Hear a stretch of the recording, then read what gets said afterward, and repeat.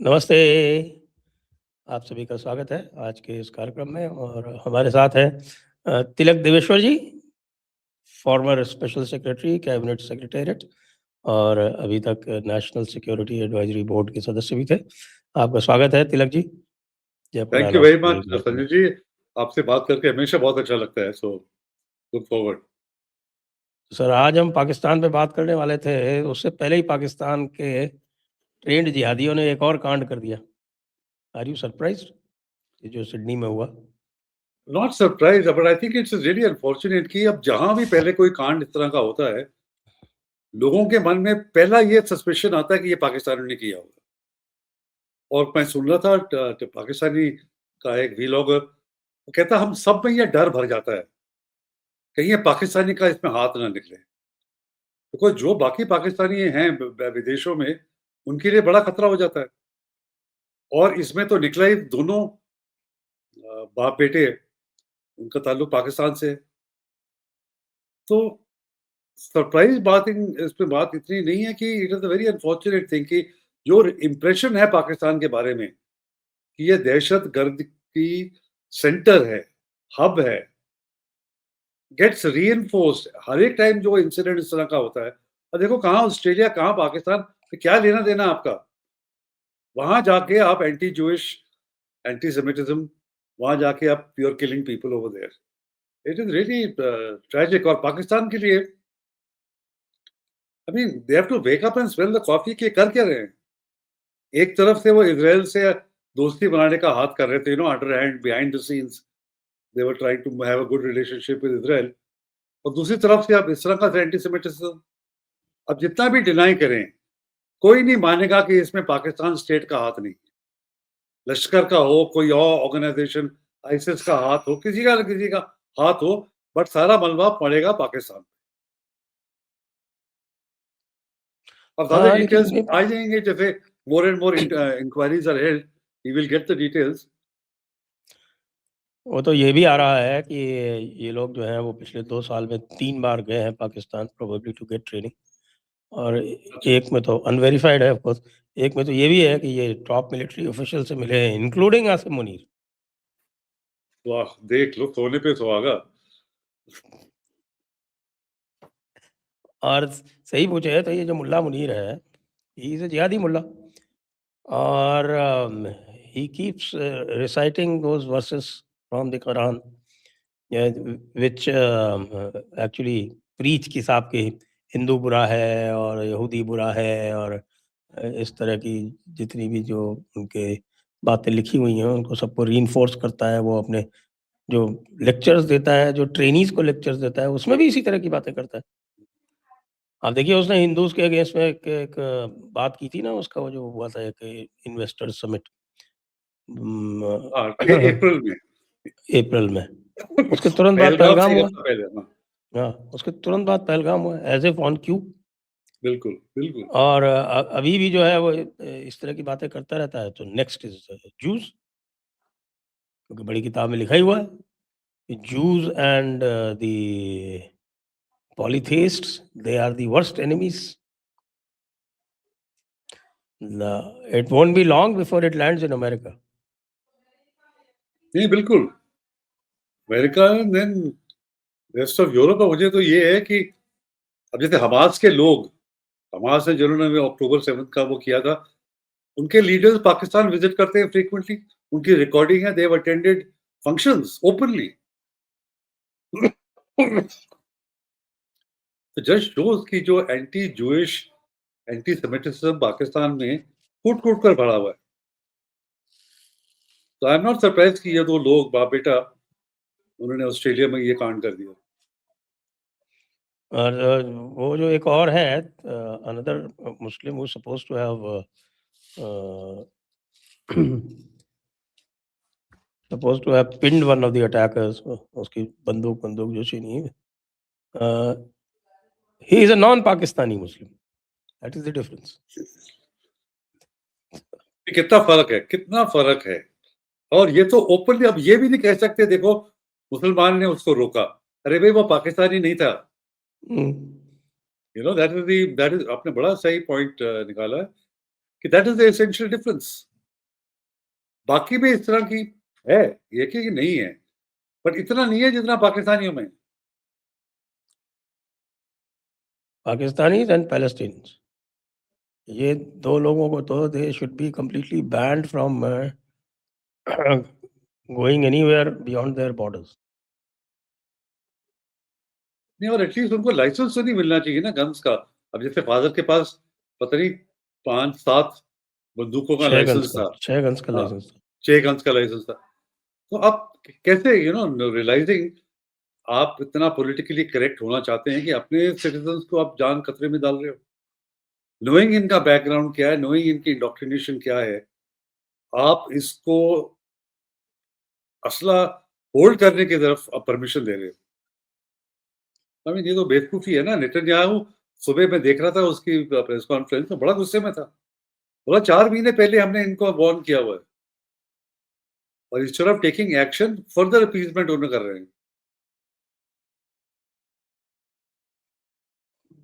नहीं, ऑस्ट्रेलिया में देखिए मैं बताता हूँ, कल मैंने आज मॉर्निंग में भी बोला था,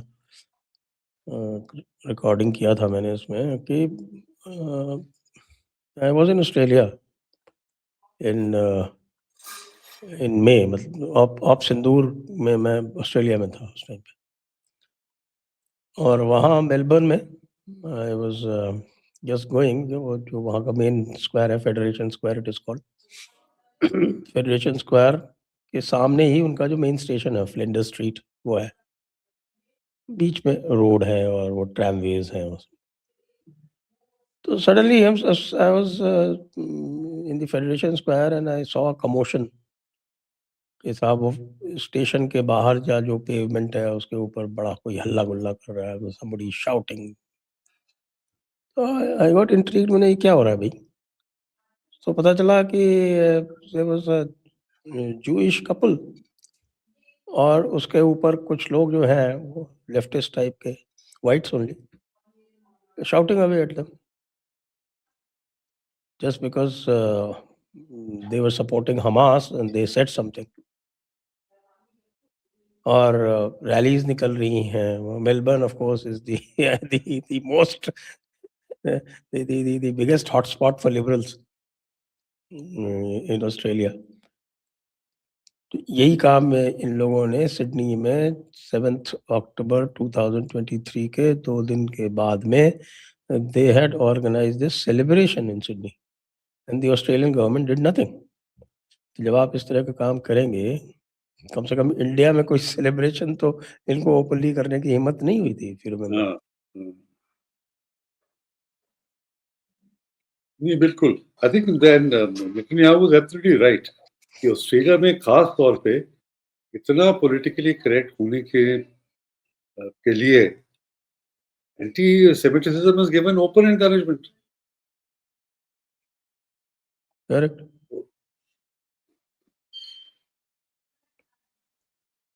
तो अब ये जो पाकिस्तान का जो हाल है और हमारे ट्रंप बाबू जो हैं उनको गलबैयाँ दे रहे हैं, तो कितने दिन तक ये गलबैयाँ चलेंगी? क्योंकि मैं देख रहा हूँ आज ट्विटर पे बड़ी ट्रेंड है in which Trump is being blamed for encouraging Pakistan नहीं, ज़्यादा देर एंड नहीं चलेगी। Lot of people are this attack is lot of people are blaming it on Trump कि तुम्हारी वजह से हुआ है। नहीं, ज़्यादा देर नहीं चलेगी, इसका एक और कारण भी है। पाकिस्तान ने अपने आप को प्रोजेक्ट किया था कि हमारे पास $6 ट्रिलियन की रेयर अर्थ एलिमेंट्स हैं, मिनरल्स हैं हमारे पास।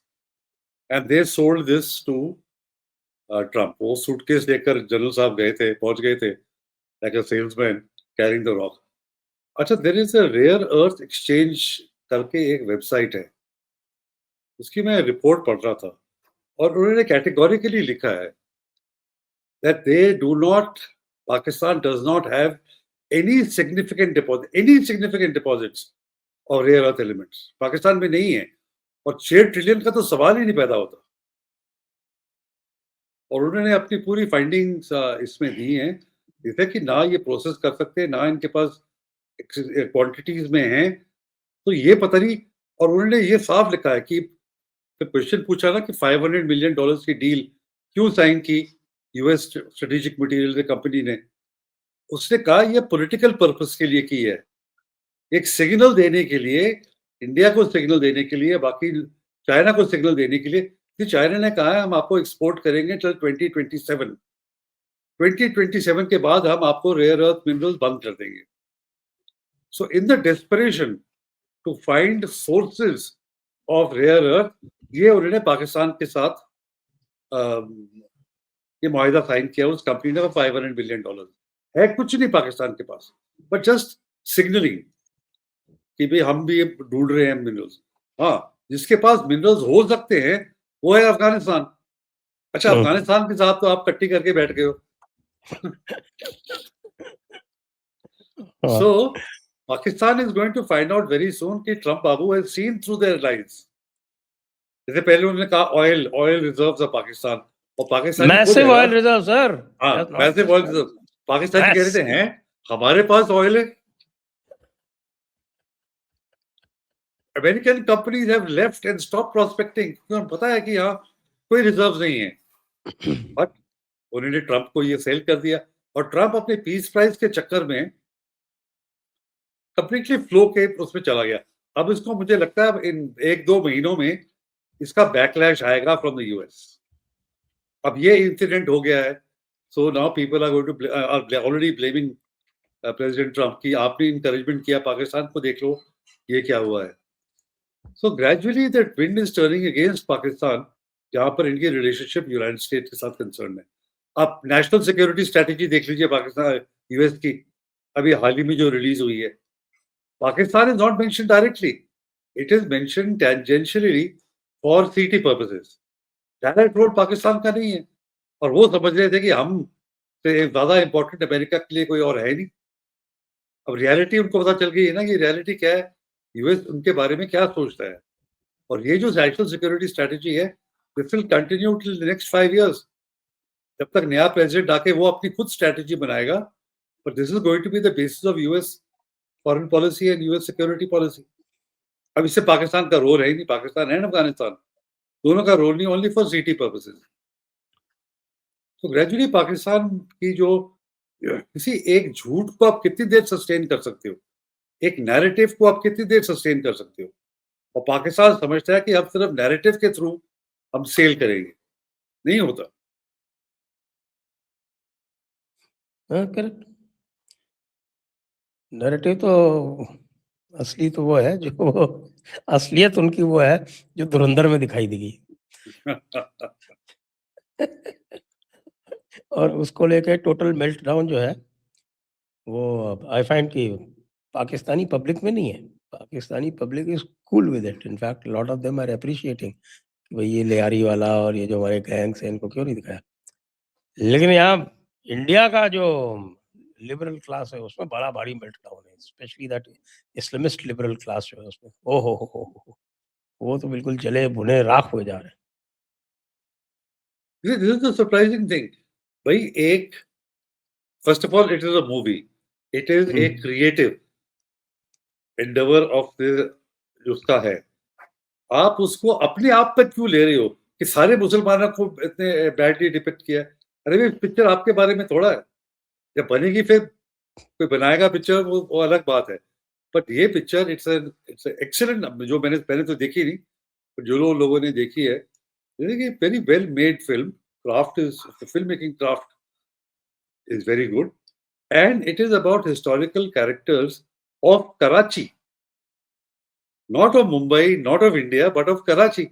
तो आप लोग यहाँ पर इतना मेल्ट डाउन क्यों हो रहा है, मैं तो समझने से कासिर हूँ, आई डोंट नो।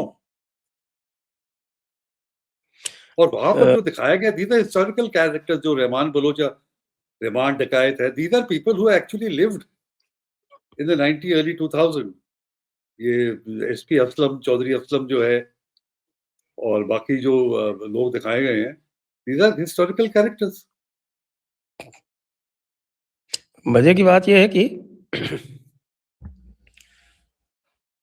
ये जो it is also a depiction of Pakistan politics, खासतौर से जो पीपीपी की जो पॉलिटिक्स है और उसका और क्राइम का जो आपस में एक तरह से जो घुला मिला जो रिश्ता है, वो that is very much like our Bihar.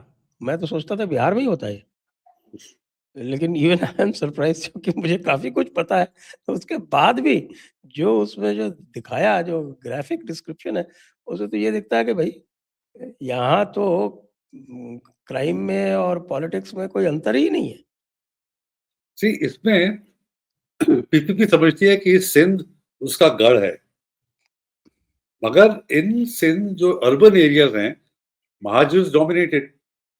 1986 में Mohajir Qaumi movement came to the fore. Altaf Hussain ने ग्रुप ऑफ फ्रेंड्स बनाई। हुँ, By 90s, it was the strongest force in Karachi and Hyderabad, and they were anti-PPP. तो जरदारी साहब ने सोचा कि भई यार इसको कैसे काउंटर करेंगे? तो उन्होंने ये अवाम पीपल्स अमन कमेटी बनाई, जिसके अंदर इन्होंने ये रहमान जो था बलोच रहमान टिकैत, he was one of the leaders in that. So this was actually Liari gang war was not so much was a criminal gang war also, but Muhajirs के साथ with the Sindhis, this was also an integral part of that. Because आपको याद होगा Altaf Hussain at one time एक call देता था, पूरा Karachi paralyse हो जाता था। हाँ, हाँ, हाँ, बिल्कुल। Despite PPP, hmm, Karachi would be paralysed. तो उसको कैसे तोड़ना? So lot of that politics also at that time 90s and 2000। अच्छा, एक चीज जो मैंने नोटिस की है कि जब popularity of the film in Pakistan, क्योंकि जो आम लोग हैं पाकिस्तान में, उनकी लाइफ इतनी ड्रैब और इतनी बेरस यू नो हैं, colourless lifes I mean to say. And तो उनके लिए एक Bollywood for them is a big thing. नई पिक्चर निकले तो पहले पाकिस्तान में देखी जाती है, फिर बाद में इंडिया में देखी जाती है। इतना क्रेज है। बहुत क्रेज़ एंड है। ऊपर से for the Baloch, Baloch is such an oppressed कॉम, और उनको दिखा रहे हैं dancing and an important role in society. So it's a hugely popular thing for them, क्योंकि वो तो दिखाते नहीं ना। एक तो पाकिस्तान की जो फिल्म इंडस्ट्री है वो बिल्कुल बेकार है। They can't make a proper, उनके प्लेस बहुत अच्छे हैं, but they can't make a proper film. और इस तरह की फिल्म तो कभी बनेंगी नहीं जिसमें आप बलोच को दिखा रहे हैं। वो तो सेंसर बोर्ड से पास नहीं होगी। So when an Indian makes a film which shows the Baloch in some light, for them it's a very big thing. Psychologically, it's a very big thing for them. Yes और उनको ये भी लगता है कि ये चीज़ जो है वो हमारे यहाँ क्यों नहीं दिखाई गई पहले। कई हाँ, सारे इंटरव्यूज़ आ रहे हैं, आप देख रहे होंगे कि एएनआई वाले भी वहाँ पहुँच गए हैं, एएनआई वाले भी इंटरव्यू ले रहे हैं और सब कह रहे हैं कि वो they are talking about Lyari और बहुत सारे लोग कह रहे हैं कि साहब कि इसमें गलत क्या दिखाया है, एक बात। दूसरी बात ये कह रहे हैं कि साहब कि ये हमारे यहाँ के लोग क्यों नहीं आज तक दिखा पाए। उसका भी जी, जवाब आया कि यहाँ के लोग इसलिए नहीं दिखा पाए क्योंकि जिन लोगों के संरक्षण में ये सारा कार्यक्रम कार्यक्रम चल रहा है, वो आज भी पावर में है। और उनके पावर में रहते हुए आप सोच नहीं सकते कि आप उस तरह की फ़िल्म बनाएँ, वो पास हो जाए। तो इसलिए nobody is going to take the risk. After all film is a very risky business. यदि आपको ये कमर्शियल है संदेह ना, हो कि पता नहीं ये सेंसर पास भी करेगा कि नहीं करेगा, तो obviously you are not going to invest. बिल्कुल। और ये lot of people, some people who have reviewed my books in Pakistan, hmm, एक लाइन हमेशा मेंशन करते हैं कि पाकिस्तानी ने ऐसी किताब क्यों नहीं लिखी? क्योंकि this is a book written better than any Pakistani could have write. पहले कह दिए, वहां पहले तो कोई पाकिस्तानी ऐसी किताबें लिखता नहीं है, तो पाकिस्तानी क्यों नहीं लिख सकते ये किताब? You are right. तो वहां पूछते हैं कि भाई पाकिस्तानी ने ऐसी फिल्म क्यों नहीं बनाई, और रीजन आपने बता दिया कि इसलिए नहीं बनाई। तो एक और धक्का उनको ये मिला है कि भाई हम पिक्चर भी नहीं बना सकते, ये स्टोरी भी नहीं रिप्रेजेंट कर सकते। एंड आफ्टर ऑल ये बलोच जो है या लियारी है, ये सब मजलूम है, they are the depressed classes, और उनको रे ऑफ होप इस तरह की फिल्म से मिलती है कि एटलीस्ट हमारा जो दर्द है, हमारी जो सिचुएशन है, वो एटलीस्ट एक्सपोज तो हुई है। बुरी हो, अच्छी हो, कुछ भी हो, रियलिटी तो है।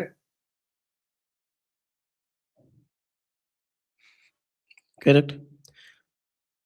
अब आपने ये बुक लिखी है पश्तून्स पे और आपने बलूचिस्तान पे भी बुक लिखी है और एक जनरल पाकिस्तान के ऊपर भी बुक लिखी है।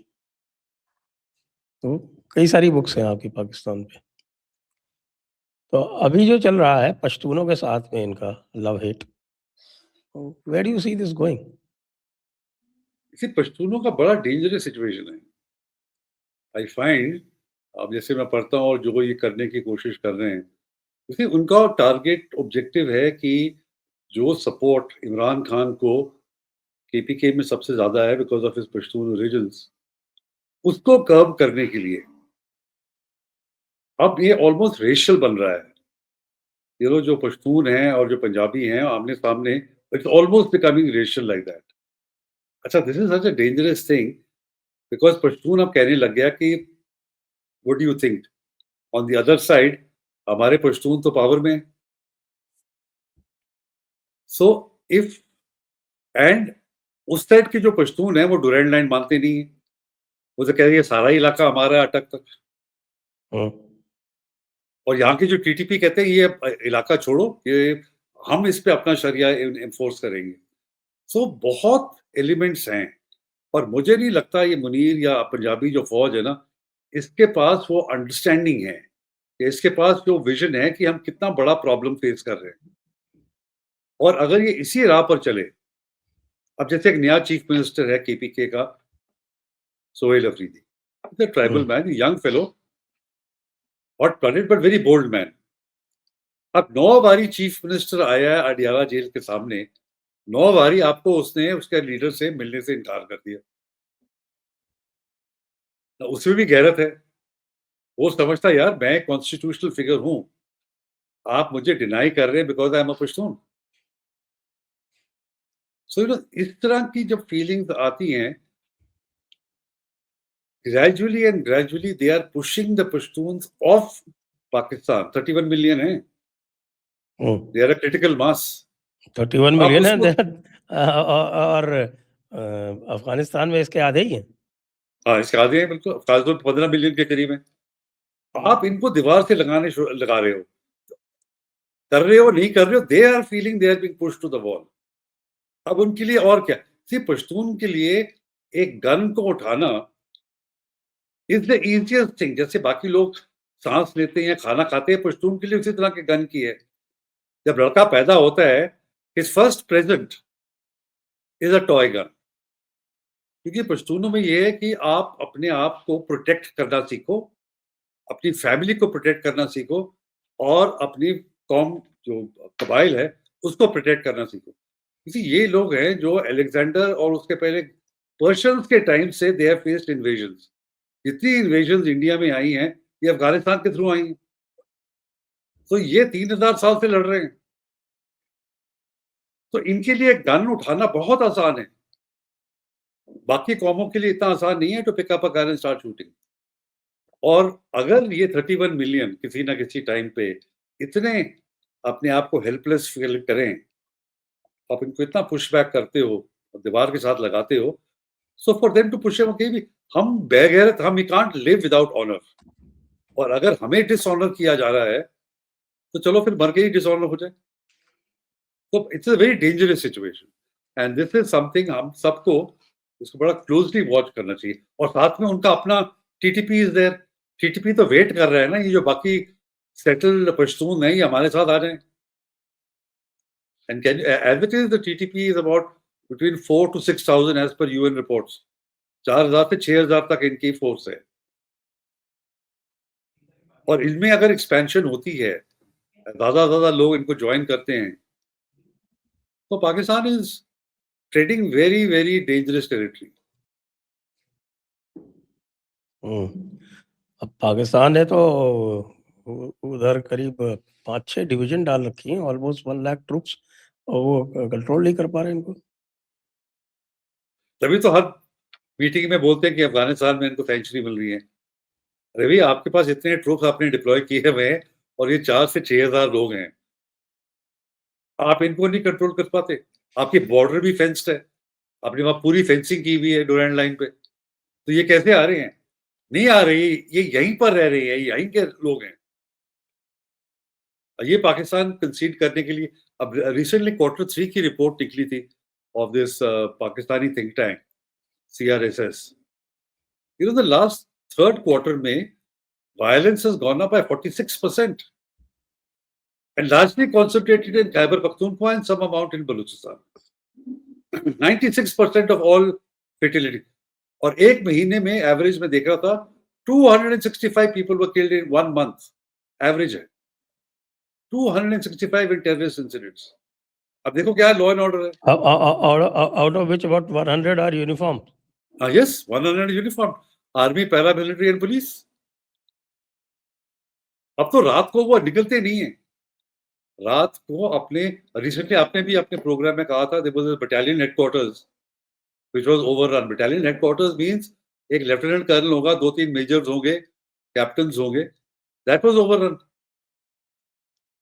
So हाँ, ये gradually the बन्नू में TTP हुआ is था now ना ये. moving into settled areas. और ये कुछ और कर ये नहीं बन्नू पा रहे. और डीआई खान जो है, बन्नू और डेरा Ismail Khan, these are large towns. ये बिल्कुल. बड़े बड़े बड़े शहर हैं ये. अब ये और यहाँ वहां पर टीटीपी के चेक पोस्ट हैं. रात को कोई हिलता जी, नहीं है. बिल्कुल सही. अब तो क्वेटा में भी एक तरह से बलोचों का ही राज है. पेशावर में आपने देखा कि एफसी हेडक्वार्टर के सामने ही बम ब्लास्ट कर दिया. बिल्कुल. Peshawar is the only safe sanctuary right now. मेरे ख्याल से आज की डेट में पेशावर के अलावा और कोई सेफ सैंक्चुरी नहीं है पाकिस्तानी पंजाबियों के लिए और और ये भी आर्मी के लिए. पेशावर भी आप देखेंगे एक साल में पेशावर भी बिल्कुल अनसेफ. कोई मुझे कह रहा था, कल ही कह रहा था कि इवन पार्ट्स ऑफ पेशावर के लिए आपको एक वीजा चाहिए होता है. अगर अच्छा. आपने कहीं जाना है ना, रात को आपको वीजा चाहिए होता है. उसकी फीस है 1200 रुपए पर साल या सालाना और something else like that. Okay. तो ये आपके पाकिस्तान आर्मी वाले लेते हैं कि वो वीजा की नहीं लेते? बिना वीजा के जाते ही नहीं है. नहीं, वो तो देते होंगे पैसा भी हमें हमारे तरफ मत आओ, आप बन्नू चले जाओ. या बन्नू वाले कहते होंगे अब डेरा इस्माइल खान चले जाओ, हमारे पास मत आओ. क्योंकि इनके पास अब वेपनरी बहुत अच्छी हो गई है. जो अमेरिकन ने लीव बिहाइंड की थी ना, उनका शेयर जो था तालिबान ने इनका शेयर दिया because they were fighting also against NATO and US. तो इनका जो माल गनीमत था, night vision scopes, thermal imaging, sniper rifles, अब तो कहते हैं इनके पास ड्रोन्स भी आ गए. हाँ, इन्होंने ड्रोन से कई अटैक किए. हाँ, तो पाकिस्तान आर्मी के पास अब क्या रहेगा? एयरफोर्स है, एयर पावर है, पर उसका भी तोड़ है तालिबान के पास. माउंटेनस एरिया में एयर पावर क्या करेगी? नहीं, और उन्होंने थ्रेट किया है, आप ये करोगे, if you allow US drone और if you allow you come, तो उनके पास एक ही है, that is suicide bombing in the urban areas of Punjab. इसी 2-3 इस तरह के सुसाइड अटैक्स हो गए लाहौर में, फैसलाबाद में, रावलपिंडी में, कहीं और. तो यू कैन इमेजिन इसकी इम्प्लीकेशंस क्या होंगी. तभी beyond a point Pakistan can not go in for air attacks and Taliban के पास तो एयर डिफेंस है ही नहीं. हाँ, वो समझते हैं वो तालिबान को ऐसे प्रेशर करेंगे, नहीं कर सकते बिकॉज इसका रिएक्शन बड़ा होगा. जितने भी इन्होंने एयर अटैक किए हैं उसमें सिविलियंस ही मारे गए. सिविलियन ही मारे और बच्चे या तो ये देख नहीं सकते, द टारगेटिंग इज टेरिबल, या पता नहीं they are too scared to venture deep and find the real target. अब काबुल में भी जब उन्होंने नूर वली मसूद को टारगेट किया था, दे किल्ड सिविलियंस. या तो they are unable to penetrate, इनकी इंटेलिजेंस पुअर है. हमारे तो अननोन गनमैन रोज नया नया टारगेट निकाल लेते हैं. उनके पास स्पेशल टारगेटिंग मैकेनिज्म है अननोन गनमैन का. अननोन गनमैन का. अभी वो कारा अब्दुल रहमान को मार दिया नारोवाल में. नारोवाल तो इज मेन स्ट्रीम पंजाब. बिल्कुल मेन स्ट्रीम पंजाब. तो ये नारोवाल में मार सकते हैं. इसके अलावा कितने सारे को मैं देख रहा था उस दिन की बड़े बड़े जो टारगेट्स हैं. ये आपकी जो धुरंधर फिल्म है इसमें जहूर मिस्त्री को दिखाया गया है जिसको 2023 में टेक आउट किया था. अननोन गनमैन ने। अब नई नई जो कहानी सुनी है कि लश्कर वाले कह रहे हैं कि हम जाके अफगानिस्तान में तालिबान के साथ लड़ेंगे। आपने पढ़ा है उसके बारे में? डिप्टी लीडर ऑफ द लश्कर लश्कर से तो मैं किसी प्रोग्राम में था, मैंने कहा देखो पंजाबी है ना, he is used to fighting in plains और अर्बन एरियाज। वो अफगानिस्तान के पहाड़ों में जब पहुंचेगा, एक तो ठंड से ही मर जाएगा, and he is not used to fighting. और तो ठीक, Taliban would be telling him, बेटा आजा। As it is Punjabis are not liked in Afghanistan, so they will welcome them. They will welcome कि आओ प्लीज कम, हम आपको बताएंगे कि लड़ाई कैसे करी जाती है। और कितने सारे बड़े-बड़े टारगेट्स आपके एलईटी के, मसूद एलईटी का, आपका इसका जैश हाफिज सईद के कजिन को उड़ा दिया, आपके वो इसको ज़हूर मिस्त्री को उड़ा दिया। और ज़हूर मिस्त्री तो नाम बदल के रह रहा था, नाम बदल के बड़ा रिस्पेक्टेबल बिजनेसमैन बन के रह गया था, लेकिन उसको पता करके और उसको उड़ा दिया। इसी तरह से आपके ये था ना, वो कौन सा वो पीर, ये इसका हिजबुल का नहीं, ये आपके जो अपनी वाली है ना, जेके उस सॉरी, जो तंजीमें हैं, एक तो जैश है, एक लश्कर एक जैश है, लश्कर है, हिजबुल मुजाहिदीन। तो हिजबुल हिजबुल मुजाहिदीन के वो क्या शौकत पीर क्या था वो, उसको उड़ा दिया। कितने सारों को, बड़े-बड़े टारगेट्स को उड़ाया, इतने बड़े-बड़े टारगेट्स को उड़ाया, इतने बड़े-बड़े टारगेट्स को उड़ाया है कि अब देखिए कि कोई थोड़ा भी जिसको कहूँ कि इज्जतदार कौम होती है, इज्जतदार कोई आपका देश होता, तो वो शर्म से मर जाता। इनको तो शर्म है ही नहीं। बिल्कुल, बिल्कुल। एंड दे प्रिटेंड कि ये नहीं, नहीं, नहीं, नहीं, ये नहीं, ये बेचारे इज्जतदारी लोग थे। ये नहीं, ऐसे नहीं है। ये देखिए, ये मेरे पास ये लिस्ट है। ये कई तो इनको उड़ाया आपके शाहिद लतीफ़ 23 में, ख्वाजा शाहिद 23 में, अकरम गाज़ी, रहीमुल्लाह तारिक, ज़ियाउर रहमान, परमजीत सिंह पंजवर। उसके अलावा एक बहुत, ये तो कुछ ही कुछ बता रहा हूँ, कितने सारे, रिपुदमन सिंह मलिक, हरविंदर सिंह संधू, बशीर अहमद पीर, ये जिसको बताया था मैं, हिजबुल वाला, रावलपिंडी में मारा था, खालिद रज़ा, नूर शालोबार, परमजीत सिंह पंवार, अवतार सिंह खांडा को तो वहाँ आपके लंदन में। अब हरदीप सिंह निज्जर को ये ब्लेम करते हैं, हम तो नहीं ओन अप करते। ये इतने सारे जो हैं बड़े-बड़े उड़ा दिए। और उसका तो वो कारी अब्दुल रहमान, जिसका मैं बता रहा था, अभी नारोवाल में मारा। आईसिस आजकल आईसिस वालों को मारा जा रहा है, अननोन गनमैन द्वारा। And also Taliban are after the ISIS. Taliban is also after the ISIS. वो बलोचिस्तान में तो उनका पूरा सेंटर उड़ा दिया। हाँ, बलोचिस्तान में पूरा उनका सेंटर उड़ा दिया। ये जो एक इंटरनेशनल लॉ में या इंटरनेशनल एक्सपीरियंस में जो नई कंट्रीज बनती हैं, नई कंट्रीज बनने के पीछे एक सेट पैटर्न होता है। उसमें सेट पैटर्न में they need to have their population, कोई उनका कोई कंटिगुअस सपोर्ट भी होना चाहिए, टेरिटरी। और कुछ जो है वो आपके इंटरनेशनल फ्रेंड्स भी होने चाहिए। तो अगर इस पे देखें तो आप इसमें किसको देखते हैं कि ये क्या वायबल है, इनकी independence in the near future? पश्तूनों की पश्तूनों की, बलोचों की, या दोनों की? या you see a lot will depend कि इनकी टेरिटरी है बलोचों की. Let's say the case of the Baloch first. Problem of Baloch, according to me, just to paraphrase, मेरे को लगता है उनकी प्रॉब्लम ये है कि the population is to low और वो इतनी टेरिटरी होल्ड नहीं कर सकते. बिल्कुल सही कहा आपने.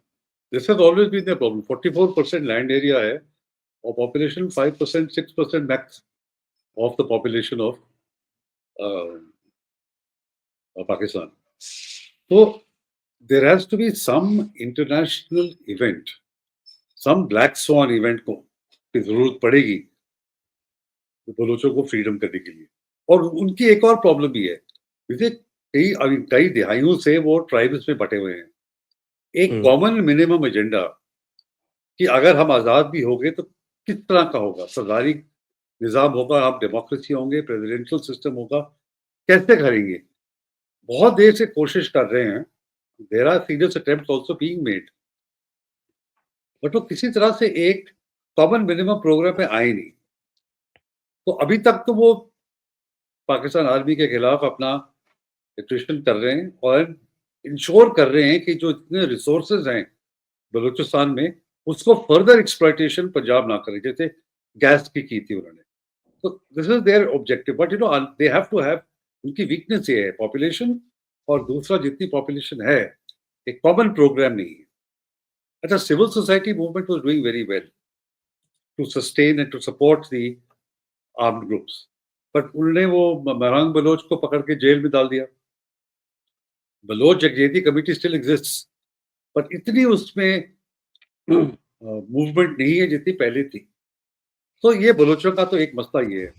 अच्छा, पश्तूनों का अलग इशू है because there are critical mass of population 31 million. There are so many countries जिनकी पॉपुलेशन 31 मिलियन से कम है, plus they have got a hinterland Afghanistan, they have got enough resources, so they are a critical mass.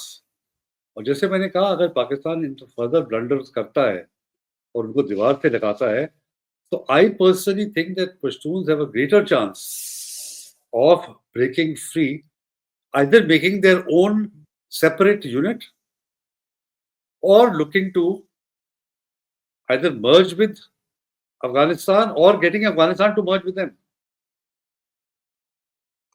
So Pashtunों का greater possibility is there. And Peshawar is a bigger city than Kabul. हाँ, Peshawar. And सबसे बड़ी Pashtun city तो कराची है. Karachi is the biggest Pashtun city. बस वहाँ की 15% आबादी, 15 से 20% आबादी पश्तो है, पश्तून है, and it is a 2 crore strong city. मतलब हुआ कि लगभग वहाँ पे 40 लाख के आसपास पख्तून रहते हैं. 40 लाख तो मतलब उनका जो टोटल 4 करोड़ पॉपुलेशन है उसका 10% है. बिल्कुल. So that is the largest Pashtun city in the world. तो इसमें I think धुरंधर में ये दिखाया ना, वो लियारी जो टाउन है, लियारी टाउन है. मजे की बात ये, मैंने इस पे कमेंट भी किया. मैंने कहा क्या यार, लियारी में हर तरह का गैंग है. लियारी में सिंधी गैंग है, मुहाजिर गैंग है, पठान गैंग है, बलोच गैंग है, सराइकी गैंग है. सराइकी गैंग भी है वहां पे.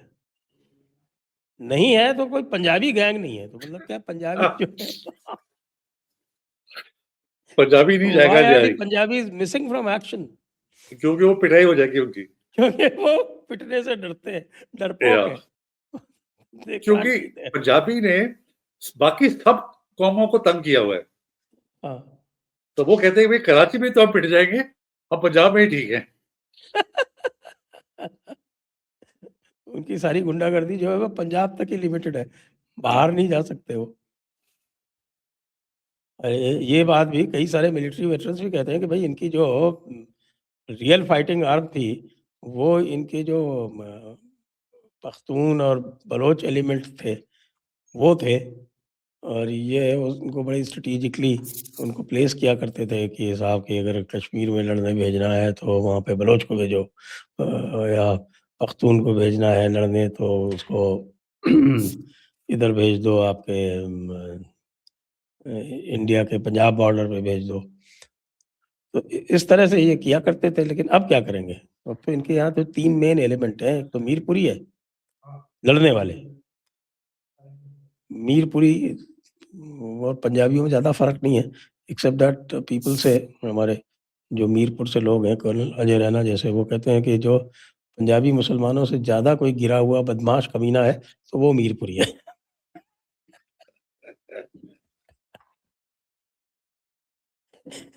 बड़ा तो टफ कॉम्पिटिशन है, बड़ा टफ कॉम्पिटिशन है। तो या तो मीरपुरी हैं, या पश्तून है, या बलोच है। सिंधी तो फ़ौज में बहुत कम है वैसे भी। तो फिर ये पंजाबी क्या करेंगे? ऑफ़िसर सारे पंजाबी हैं, सबसे पहले छोड़ के वही भागते हैं। बिल्कुल। जी, आप देखिए हिस्टोरिकली जितने भी इन्वेडर्स आए थे केम थ्रू पंजाब, और पंजाबियों की एक खासियत थी, वो पंजाब में नहीं लड़ते थे। They will join the invader and go up to Delhi and beyond to fight. अपने यहाँ पंजाब में कम। अब देख लो 800 साल की जो हिस्ट्री में आप पीछे पढ़ के चलो, 1000 साल, एक पंजाबी लीडर हुआ है, Maharaja Ranjit Singh. They do not have a another Punjabi leader. और अपने आप को इतना जो पाटे खान समझते हैं, कोई पंजाबी लीडर नहीं है। महाराजा रंजीत सिंह था, और उनकी फौज में Hindu, Muslim and Sikh were all together, and he welded them as one unit. Fought against the Pathans, he went up to capture Peshawar and went up to Jamrud. तो पंजाबी जो लीडरशिप क्वालिटी है अमंग द मुस्लिम पंजाबीज नहीं है. They are followers, they will follow the invader. कोई उनको lead करने वाला होना चाहिए, और लीड करने वाला आज तक कोई हुआ नहीं.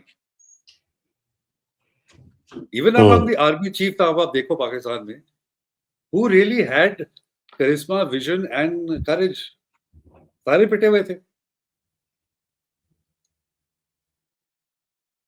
You know, they strut around as if they are big heroes. Cat's whiskers. हाँ, but है कुछ नहीं, है कुछ नहीं.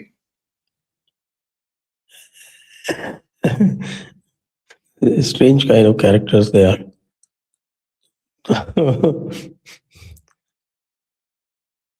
Would you like to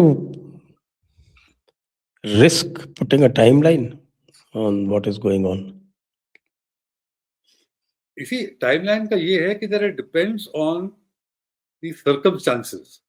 अगर they continue like this, which means अगर आपकी पश्तूनों को आप दीवार से लगाते रहो, I think within 3 to 5 years max, 3 to 5 years.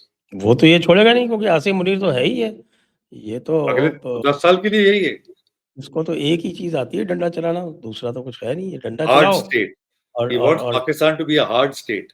और अच्छा, ट्रम्प हार्ड स्टेट ट्रम्प पे की टूटती हैं. करो। एक बात है कि हार्ड स्टेट्स पे टूटती हैं. If you don't allow space for people's dissent, for people to express their views, और डंडा ही चलाते रहो, फिर वो स्टेट टूट जाती है. आप देखते हैं biggest question mark is going to be Imran Khan के साथ क्या करता है. फैज हमीद को इसने लगा दिया 14 साल. अब एक गैप छोड़ा हुआ है कि एक पॉलिटिकल जो ट्रायल होगा फैज हमीद का, उसमें ये अप्रूवर बन के इमरान खान का नाम लेता कि नहीं. And does Munir then hang Imran Khan. मुझे तो जिया और भुट्टो के जो you know that kind of a situation मुझे लगता है इज गोइंग टू डेवलप. ये भी इसको कैंगरू कोर्ट से ट्राई करके इसको फांसी की सजा सुना देगा. And that will then galvanise.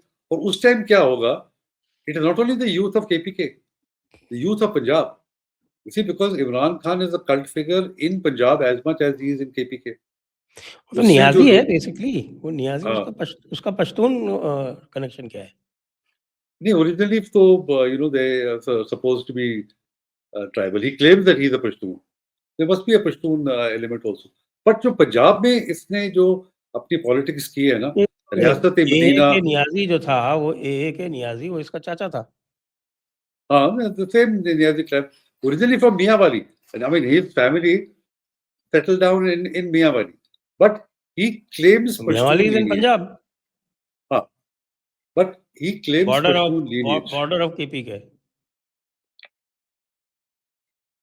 And that the Saraikis also claim that area के तो Saraiki इलाका है. हाँ. So youth को जो इसने galvanize किया है ना, so if Munir does something funny to Imran Khan, so a big reaction will come from Punjab also, not only from KP. So जितनी भी politics, see today Imran Khan has finished the politics of the Sharifs. जो 40 साल से उन्होंने politics की थी, थाना कचहरी politics, he just wiped it out. So you found in the last election, even without the symbol of the bat, actually PTI had won the majority. Yes. Despite all the political engineering Munir had done, PTI won the election. That is his popularity. Absolutely. So the theater is on, and I think we are all enjoying it. और बिल्कुल. बीच में धुरंधर ने आके उसका और भी वो band बजा दिया, बाजा बजा दिया. तो establishment is very worried. But I am surprised ये इनको ये आपके जो ये GCC states हैं, इन्होंने क्यों बैन कर दिया इस मूवी को? I don't know. I think it is basically as a sop to Pakistan. They didn't have given Pakistan a sop, but just showing some sort of Islamic solidarity. कि नहीं ये तो बहुत खिलाफ. अच्छा, ban नहीं किया. They are not given a license to show the film. They wanted to show it in movie halls. तो ये license नहीं दिया उन्होंने. Technically, it is not a ban. Okay. मुझे लगता है जहां तक I may be wrong, but जहां तक मैंने पढ़ा था कि this is a kind of कि हमने आपको approve नहीं की film.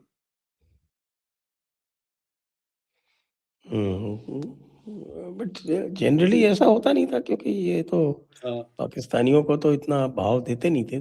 Also they may be worried कि यहाँ पे फिर इंडिया और पाकिस्तान के राइट्स ना हो जाएं, आपस में ना भिड़ जाएं लोग. ये that is a more plausible explanation. क्योंकि वहाँ तो expatriate population दोनों की बहुत है कि इससे ये प्रॉब्लम ना खड़ी हो जाए हमारे लिए. That is possible. तो सर आज की चर्चा अब यहीं पर समाप्त करते हैं. सभी दर्शकों को बहुत-बहुत धन्यवाद. तिलक देवेश्वर जी को भी बहुत-बहुत धन्यवाद. जय हिंद, जय भारत, वंदे मातरम. जय हिंद, जय Bharat. Thank you so much. Thank you. Thank you, sir.